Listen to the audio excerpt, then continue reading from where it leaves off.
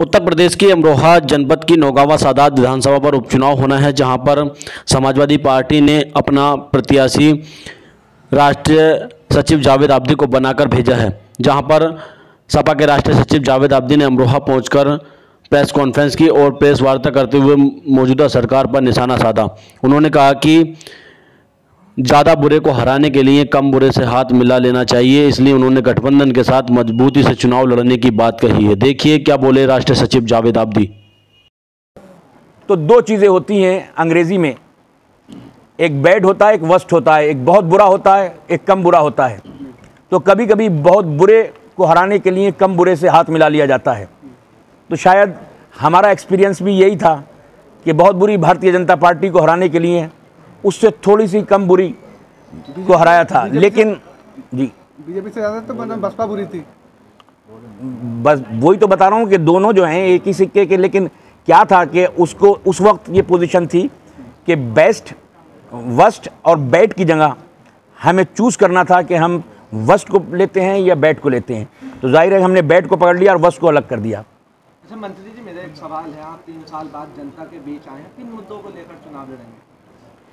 जाहिर है कि यहाँ पर बहुत बड़े मुद्दे ये हैं। पहली बात तो हम ट्रेलर के तौर पर यहाँ पर जीतना चाहते हैं और 2022 में हमारी सरकार बनी, ये रिकॉर्ड में रखना, लिख कर भी और रिकॉर्ड में भी, और चला देना अगरचे हम झूठ बोलें तो नौगावा सादात विधानसभा में जितनी समस्याएं हैं जो मैंने चाक आउट की हैं उनको 1 साल के अंदर अंदर समाधान करने का काम किया जाएगा।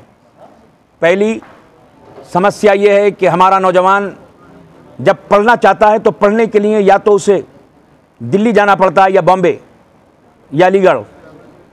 तो हम एक ऐसी यूनिवर्सिटी का काम करेंगे, बनाने का काम करेंगे अपनी विधानसभा में कि ताकि वो यूनिवर्सिटी बने और हमारे विधानसभा, हमारे ज़िले का कोई भी बच्चा, ना अमरोहा, हमारे विधानसभा का कोई बच्चा न दिल्ली, न मुरादाबाद, न बॉम्बे में जाए, घर से निकले वहीं पढ़ाई ख़त्म करे। दूसरा काम जो हमारे यहाँ पे बेरोज़गारी का नौजवानों का है, एक बहुत बड़ा हम यहाँ पे प्रोजेक्ट लेके आएंगे ताकि हमारे 10-20 हज़ार लोगों को उस एक प्रोजेक्ट में नौकरी लग सके।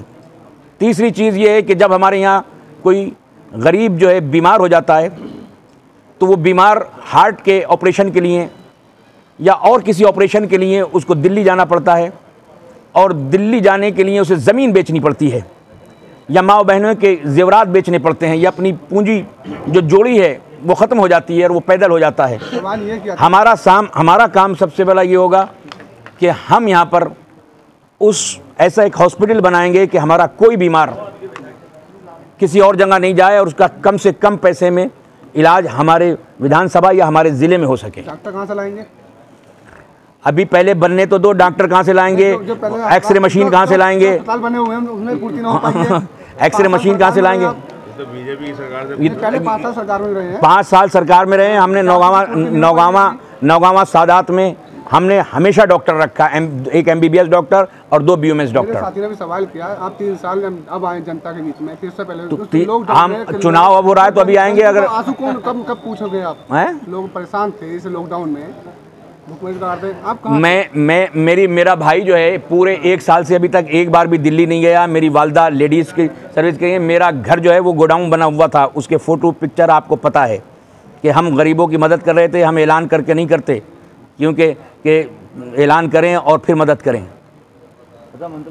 मेरा घर गोडाउन बना था, रोज़ाना सप्लाई थी। और आज भी उस दिन से लेके आज भी आप किसी को भेज कर देखिए कि हमारे घर आज भी राशन का पूरा ज़ख़ीरा रखा हुआ है, डेली हमारे बढ़ता है।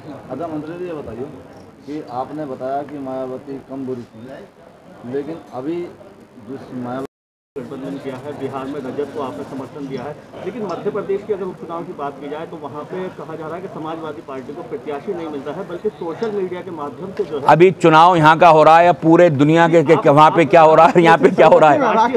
हाँ, तो वहाँ पे सोशल मीडिया के जरिए अभी हमारा टारगेट सिर्फ और सिर्फ नौगावा सादात विधानसभा के सीने पर और इस कामयाबी का परचम लहराना है। अच्छा, एक थोड़ा सा सवाल तो यही बता दीजिए कि कहा जा रहा है कि शिवपाल जी और अखिलेश जी जो है उपचुनाव के बाद एक साथ हो गए। आप ये देखिए कि घर के किस्से कहाँ नहीं होते, पर वो सबसे बयां नहीं होते। हर घर में कोई ना कोई किस्सा होता है। अब वो साथ हैं कब अलग हैं, थोड़ा सा वक्तिया थे, अब वक्त आएगा तो वो साथ बैठेंगे। वो जानते हैं चचा शिवपाल जी की पार्टी का विलय होगा या ऐसे ही समर्थन रहेगा? आप ऐसे देखिए कि मैं कोई ज्योतिष नहीं हूँ कि ऐसे बताए विलय होगा नहीं होगा, कब होगा, कैसे होगा। अच्छा मंत्री जी, मेरा एक सवाल आखिरी है। 2017 में भी आपने बैसाखी का सहारा लिया था और 2020 में भी बैसाखी का सहारा लेना पड़ रहा है। अभी आप कलेक्ट्रेट भवन पहुंचे थे और आपने अपने प्रेस वार्ता में कहा था, वो वीडियो मेरे पास है, कि हमारा किसी पार्टी से गठबंधन नहीं हो रहा। ये बैसाखी नहीं है, ये हथियार हैं। बैसाखी और होती है, हथियार होती है। विरोधी को परास्त करने के लिए हथियारों का यूज़ होता है, बैसाखियों का नहीं। इनको बैसाखी कहना उचित नहीं होगा। नहीं, अभी आपने एक बयान दिया था, अभी पहले आपने एक बयान दिया था, क्या जो छोटे दल हैं उन्हें भी कहीं ना कहीं एडजस्ट किया जाएगा? कितना वजूद आप राष्ट्रीय लोकदल का समझते हैं? आप ये देखिए कि जो भी वजूद है, ये तो राष्ट्रीय नेता बात करेंगे, राष्ट्रीय अध्यक्ष जी फैसला करेंगे। राष्ट्रीय अध्यक्ष जी, उसके राष्ट्रीय सचिव अलग बात है। मेरे पास अथॉरिटी नहीं है। आप एसपी की बात जो है वो एक पुलिस वाले से पूछ रहे हैं। अभी फिर से आपके लिए चुनौती है मायावती का जो प्रत्याशी है फुरकान, उनको लेकर क्या कहेंगे आप?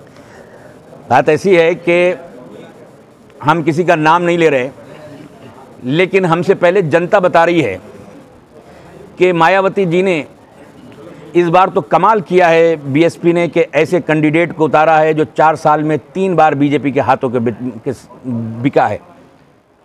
4 साल में 3 बार। और आज भी भारतीय जनता पार्टी के अध्यक्ष के साथ उनकी सपोर्ट में जो है वो जिला पंचायत अध्यक्ष बने हुए हैं। उनकी सपोर्ट में आज भी इनका वोट है, आप पता लगाइए। दूसरी चीज़ ये है कि हमारी जनता, समाजवादी पार्टी के लोग, लोकदल के लोग, महान दल के लोग और मेरी पूरी विधानसभा की जनता ये जानती है कि ये बी टीम का काम ये है कि हमारे 2-4 हज़ार वोट भी बटें तो भारतीय जनता पार्टी को उसका थोड़ा सा कुछ फ़ायदा हो जाए। लेकिन समाजवादी पार्टी के और हमारी लोकदल के, महान दल के तमाम कार्यकर्ता और तमाम आवाम, हर वर्ग का आवाम बस इंतज़ार कर रहा है 3 तारीख का, कि जिन्होंने जुमला बोला था अब हम उन पे हमला बोलेंगे। अच्छा ये बताइए कि आपका नामांकन कौन सी तारीख में है? नामांकन हम तय करेंगे 13 से 15 के बीच में कहीं करेंगे, या और आपको ज़रूर इन्फॉर्म करेंगे इसका।